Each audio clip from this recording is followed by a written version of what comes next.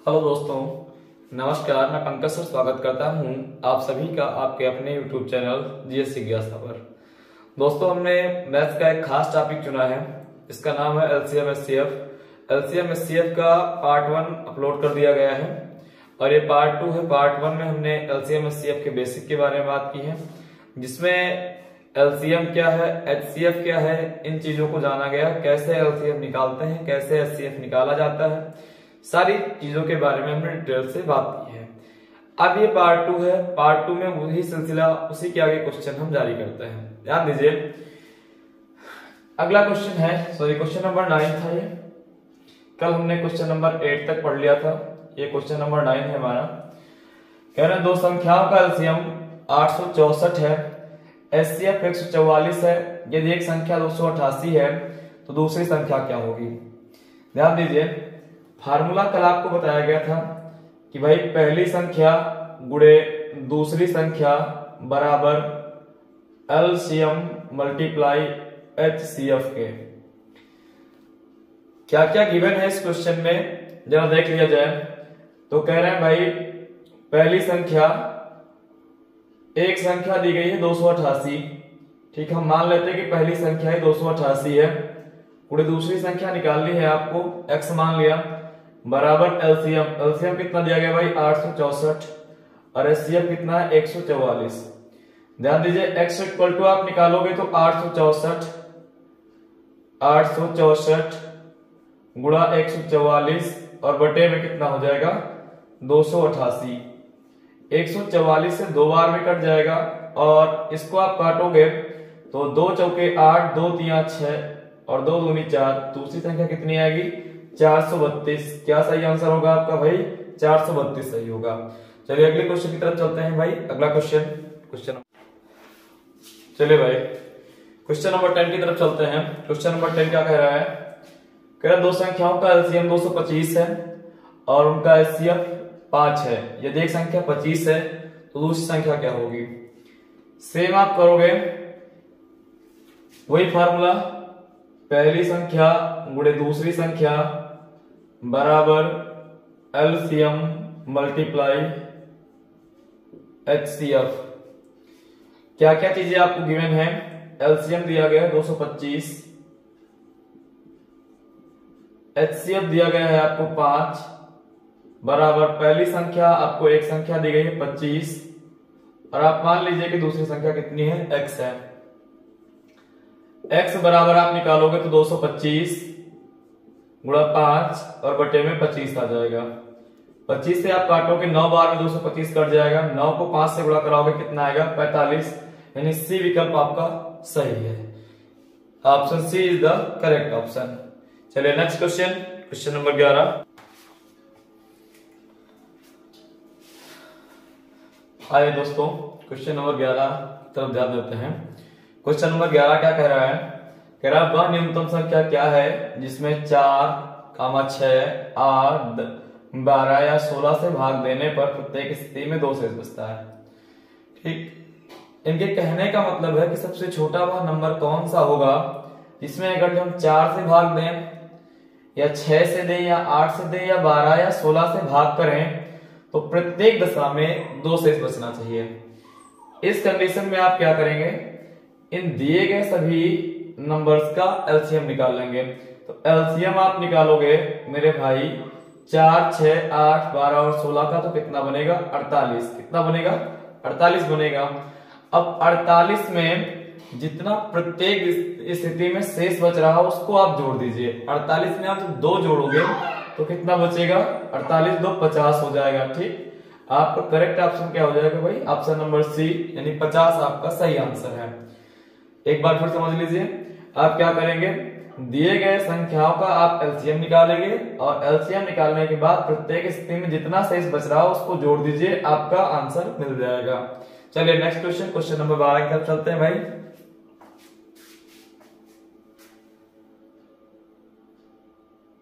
चलिए उसी क्रम में आपका अगला question, question number 12। Question number 12 क्या कहता है, वह न्यूनतम संख्या क्या है जिसमें 12, 15, 20 या 54 से भाग देने पर प्रत्येक कंडीशन में आपका 4 शेष बचता है।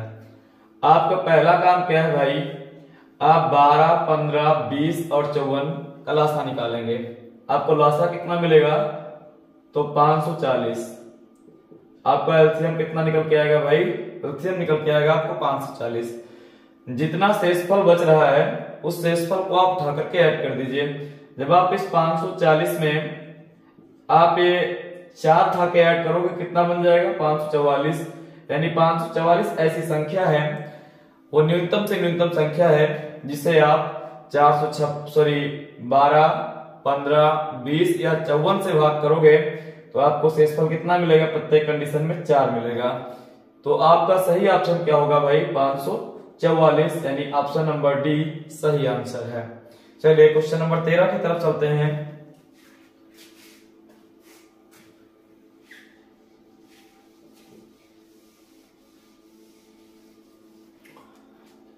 आइए दोस्तों क्वेश्चन नंबर 13 को ध्यान से देखते हैं।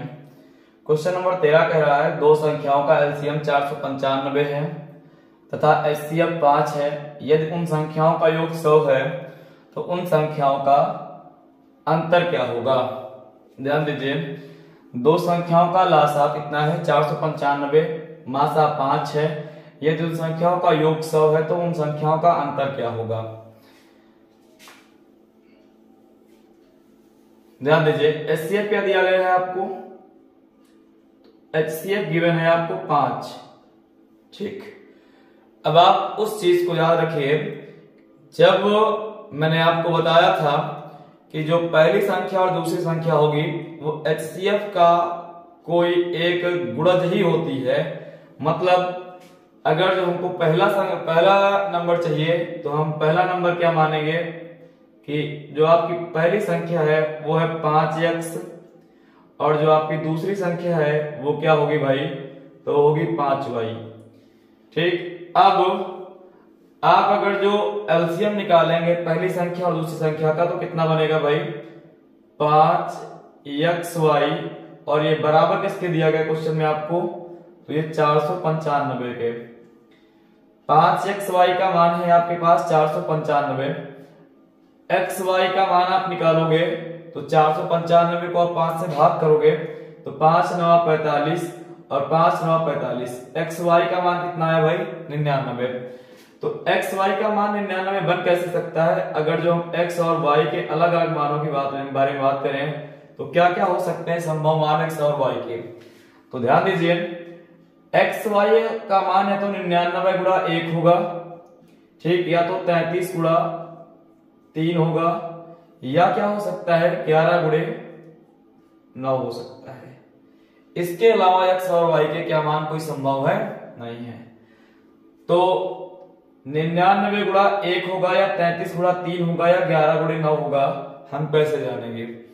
तो ध्यान दीजिए, ये वाला पेयर तो संभव ही नहीं है। क्यों संभव नहीं है? क्योंकि जब हम एचसीएफ निकालते हैं किसी संख्या का तो उस एचसीएफ में सबसे छोटा कॉमन नंबर होता है, ठीक, फैक्टर का। इनके तो फैक्टर ही सेम हो जाएंगे, तो जिनके फैक्टर सेम होंगे उसको हम नहीं मान सकते। अब अगर जो हम 99 और 1 वाले जोड़े को लेंगे तो पहली संख्या हमारी होगी 99 गुणा 5, है ना। 99 गुणा 5 करोगे आप तो 495 मिल जाएगा, और फिर 5 गुणा 1 करोगे तो 5, 495 और 5 का योग कितना बनेगा? 500 बनेगा, जो कि संभव नहीं है। तो आइए इन संख्याओं को हम लेकर के देखते हैं। जब आप ये यहां पर 5xy के स्थान पे रखोगे तो भाई 5 के साथ इसको भी गुणा करोगे, 5 के साथ इसको भी गुणा करोगे तो 11 पचे 55 एक संख्या मिलेगी आपको, एक आपको 9 पचे 45 मिलेगी। तो 55 और 45 को जब आप जोड़ोगे तो आपको योग भी 100 मिलेगा। इनका आप अंतर करोगे तो अंतर आपको 10 मिलेगा। क्या 10 किसी ऑप्शन में आपके प्रेजेंट है? तो बिल्कुल आपके पहले ऑप्शन में ही 10 प्रेजेंट है, यानी ऑप्शन नंबर ए आपका सही आंसर है। आइए एक बार फिर समझ लेते हैं बात को। क्या किया आपने? एचसीएफ रेखा कितना था? 5 था, ठीक। मैंने आपको बताया कि जो संख्याएं आपकी होंगी वो एचसीएफ को किसी ना किसी नंबर से मल्टीप्लाई करके ही होंगी। चलिए इस चीज को एक बार आप अगर समझना चाहते हैं तो फिर समझ लीजिए। जैसे मैंने कहा कि 12 और 16 का जो एचसीएफ है वो मेरे भाई 4 होगा, ठीक। तो 4 अगर जो एचसीएफ है, हमें नंबरों को प्राप्त करना है तो ऐसा हम मान लें कि इसे हम x से गुणा कर दें तो हमें ये संख्या मिल जाएगी, और इसको ऐसा मान लें कि हम इसे y से गुणा कर दें तो ये संख्या मिल जाएगी। तो उसी बेस पे मैंने माना कि HCF 5 दिया था, तो हमने मान लिया कि जो पहली संख्या है वो क्या हो जाएगी 5x, जैसे कि यहाँ कितनी हो जाती 4x, ठीक, और यहाँ कितनी हो जाती है 4y हो जाती है ना। तो पहली संख्या क्या माना 4x माना, और सॉरी 5x माना, और दूसरी संख्या क्या माना 5y माना। अब 5x और 5y का अगर हम लासा निकालेंगे तो क्या निकलेगा 5xy, और लासा ही मुझे 495 दिया गया है। तो जब 5xy का मान 495 है तो xy का मान कितना बनेगा 99 बनेगा। अब xy का मान 99 बना है तो x और y ऐसी संख्याएं होनी चाहिए जिसको हम दो संख्याओं गुणा करें तो 99 बने। तो हमारे पास या तो 99 गुणा 1 करने पर 99 बनेगा, या 33 गुणा 3 करने पर 99 बनेगा, या 11 गुणा 9 करने पर 99 बनेगा।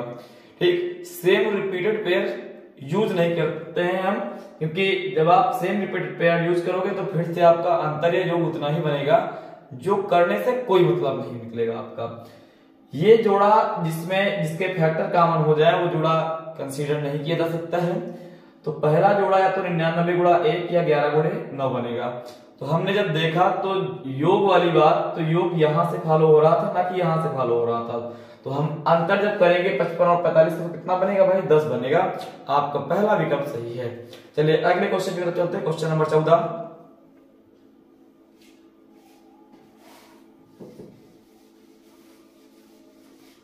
चलिए दोस्तों क्वेश्चन नंबर 14 की तरफ चलते हैं। क्वेश्चन नंबर 14 क्या कह रहा है, दो संख्याओं का अनुपात 3:4 के अनुपात में है, उनका जो HCF है 4 है, तो उनका LCM क्या होगा। आइए भाई समझते हैं इस बात को भी। कह रहे हैं दो संख्याओं का अनुपात 3:4 के अनुपात में, तो मैं मानूंगा क्या कि माना संख्याएं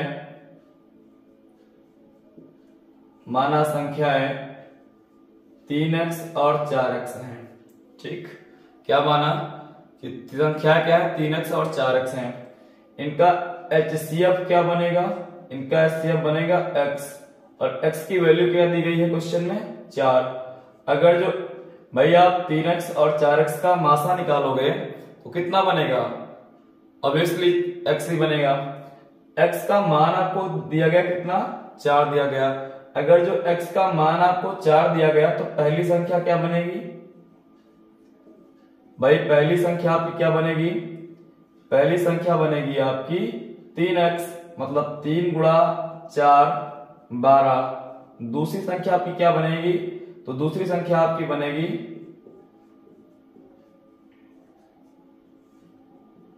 4x, मतलब 4 गुणे 4, 4 चौक 16। आपको 12 और 16 का क्या चाहिए एलसीएम, तो 12 और 16 का एलसीएम क्या बनेगा भाई 24 नहीं होगा, 36 नहीं होगा, 42 नहीं होगा, कितना होगा 48 होगा। यानी आपका पहला ऑप्शन सही है, ऑप्शन नंबर ए सही आंसर है। चलिए अगले क्वेश्चन की तरफ चलते हैं। ध्यान दीजिए, कुछ लासा मासा के जो प्रश्न हैं वो भिन्नों पर आधारित होते हैं। ठीक, पहले हम समझ लेते हैं कि भिन्नों पर आधारित क्वेश्चन कैसे बनते हैं और उन्हें किस रणनीति के तहत सही किया जाता है। आइए समझते हैं भाई।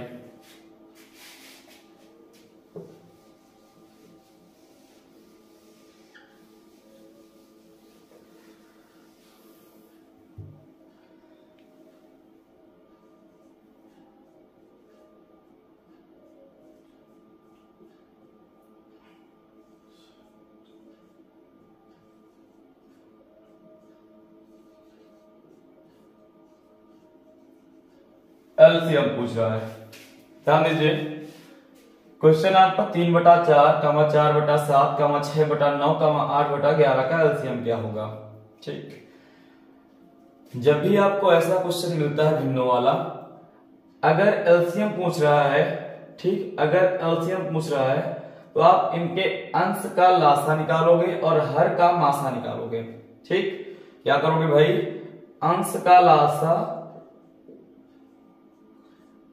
अंश का एलसीएम और नीचे बटे हर का एचसीएफ। अंश में आप क्या क्या 3 है, 4 है, 6 है और 8 है।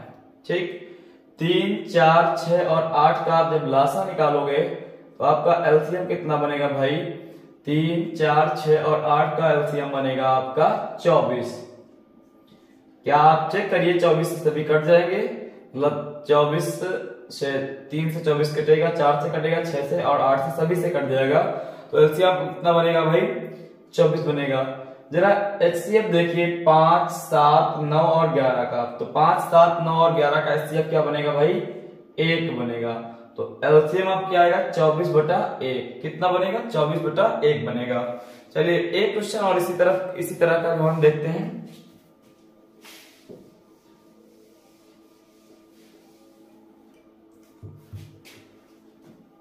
जैसे आपसे कह दे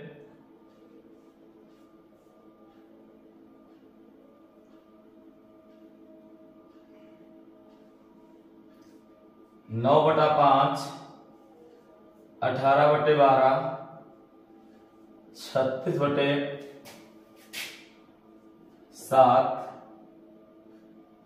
और 72/18 का एलसीएम क्या होगा? ध्यान दीजिए क्या क्या दिया गया है आपको। 9/5, 18/12, 36/7, 72/18 का एलसीएम क्या होगा? फिर से आपको वही काम करना है कि आप अंश का लासा ले लीजिए। ध्यान दीजिए 9, 18, 36 और 72, इनका लासा कितना बनेगा? अगर जो सभी संख्या ऐसी हैं जो एक दूसरे से कट रही है, जैसे 18 9 से कटेगा, ठीक, उसके बाद जो 36 है ये 18 से कटेगा और 72 जो है 36 से कटेगा, तो इस कंडीशन में सबसे बड़ी वाली संख्या हमारा लासा होती है। तो आपका एलसीएम कितना बनेगा भाई? आपका एलसीएम बनेगा 72, ठीक, और नीचे एचसीएफ रखोगे 5, 12, 7 और 18 का एलसीएम एचसीएफ कितना बनेगा? 1 बनेगा। तो 72/1 मतलब 72। आपका एलसीएम कितना आएगा? 72 आएगा। अगर जो आपसे एचसीएफ पूछता है तो एचसीएफ कैसे निकालोगे, आइए समझते हैं।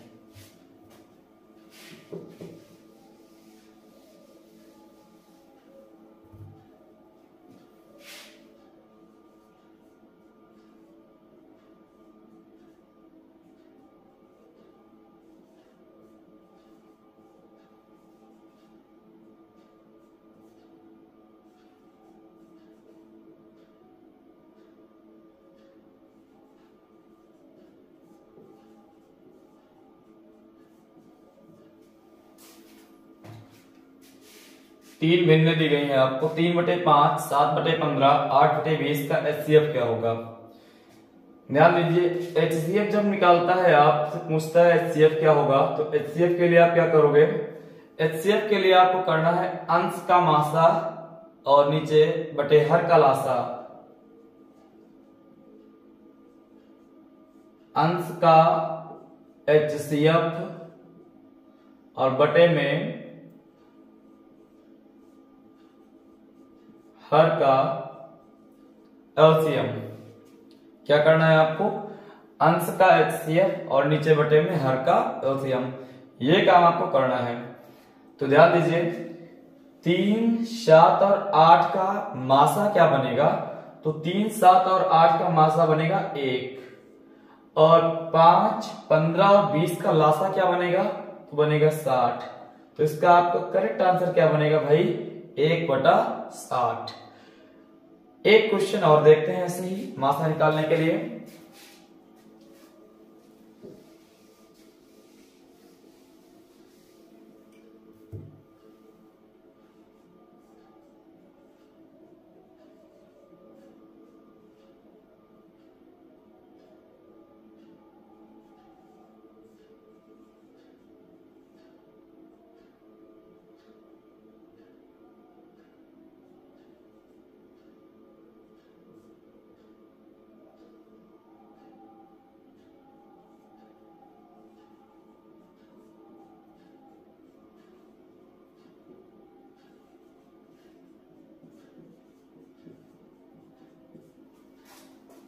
ध्यान दीजिए भाई क्या कह रहा है?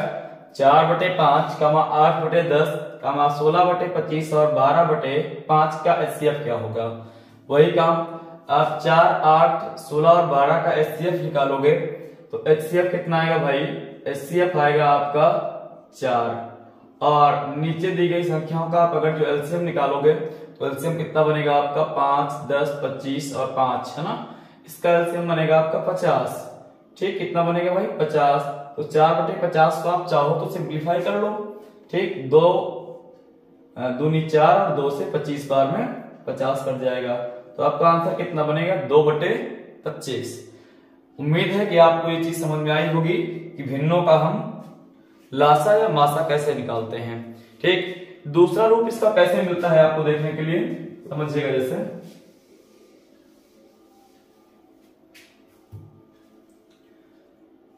0.5, 1.5,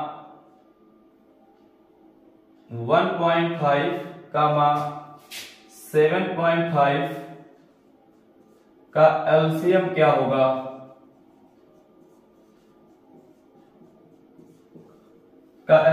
होगा? सेम चीज आपको यहां भी करनी है। पहले आप इनका दशमलव हटा लीजिए तो ये क्या बनेगा? 5/10। ठीक है, क्या बनेगा? 15/10 और ये क्या बनेगा? 75/10। ठीक, अब इनका LCM पूछा है तो आप अंश का लासा ले लीजिए और हर का मासा ले लीजिए।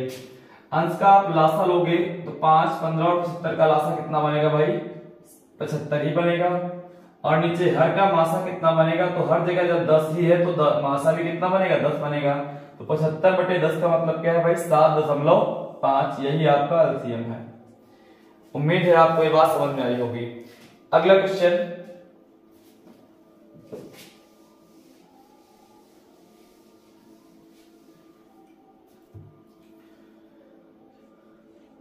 दस की घात 12, 10 की घात 13, 10 की घात 14, 10 की घात 15 का लासा क्या होगा?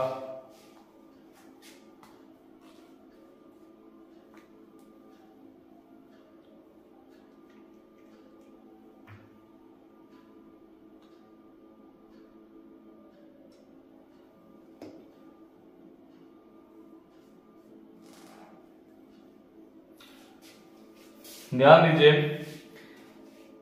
अब इनके कहने का मतलब क्या है? आपको डायरेक्ट अगर जो बताएं तो जो सबसे बड़ी पावर जिस पे लगी है वही इसका लासा है।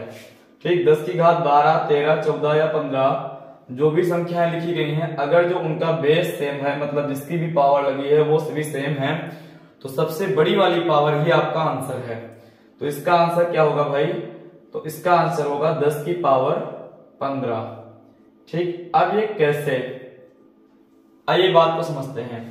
जैसे हमने लिखा 2 की घात 1, 2 की घात 2, 2 की घात 3, 2 की घात 4। ठीक, इसका मान आप निकालो कितना आएगा? तो 2 ही आएगा। इसका मान कितना आएगा? 4। इसका मान कितना आएगा? 8। इसका मान कितना आएगा? 16 आएगा। तो ध्यान दीजिए, अब इस दशा में अगर जो आपसे मैं पूछूं कि 2, 4, 8 और 16 का एलसीएम क्या होगा, तो आप जानते हैं कि इसका एलसीएम कितना बनेगा? 16 बनेगा। ठीक, उसी प्रकार से आप इसको भी समझें अगर जो, तो हर बार पावर के 1 बढ़ने से संख्या 2 गुनी हुई जा रही है। यहां पावर 1 बढ़ी 2 से पावर 3 हुई, संख्या फिर से जस्ट 2 गुनी हो गई। यहां पावर 3 से 4 हुई, संख्या क्या हो गई? 8 से 16 यानी 2 गुनी हो गई। इसी चीज को आप अगर जो सेम 3 पे समझिए, तो 3 की घात 1, 3 की घात 2, 3 की घात 3, 3 की घात 4, आगे भी आप कर सकते हैं। 3 की घात 1 का मान कितना? 3, 3 की घात 9 का मान 2 का मान 9, 3 की घात 3 का मान 27 और 3 की घात 4 का मान 81। आप देखिए पावर के 1 बढ़ने से संख्या कितनी हो गई? 3 गुना। ठीक, पावर के 1 बढ़ने से संख्या कितनी हो गई? 3 गुना। पावर के 1 बढ़ने से संख्या कितनी हो गई? फिर से अगले 3 गुनी। ठीक, तो अगर जो मैं अब आप इनका एलसीएम पूछूं आपसे इन तीनों चारों का एलसीएम पूछा जाए कि भैया 3, 9, 27 और 81 का एलसीएम क्या होगा, तो आप क्या बताओगे हमें कि इन चारों का एलसीएम 81 होगा, क्योंकि 81 से 27 भी कटता है, 81 से 9 भी कटता है, मतलब सॉरी 81 जो है 3 से भी कटता है, 81 9 से भी कटता है, 81 27 से भी कटता है। तो मेरे कहने का मतलब है कि पावर के एक बढ़ जाने से संख्या अपने आप का जितनी, जैसे यहाँ पावर में 10 है तो अपने आप का 10 गुना बढ़ जाएगी। ठीक, पावर में 15 मतलब यहाँ बेस में 15 होता तो अपनी कितनी हो जाती, 15 गुना हो जाती। ये बात आपको समझनी है। तो सबसे बड़ी पावर ही का एलसीएम होती है। ठीक, तो सबसे बड़ी पावर इसमें क्या है, 10 की पावर 15, लेकिन कब, जब इनके बेस सेम हो। एक क्वेश्चन और आप बताएंगे इसका।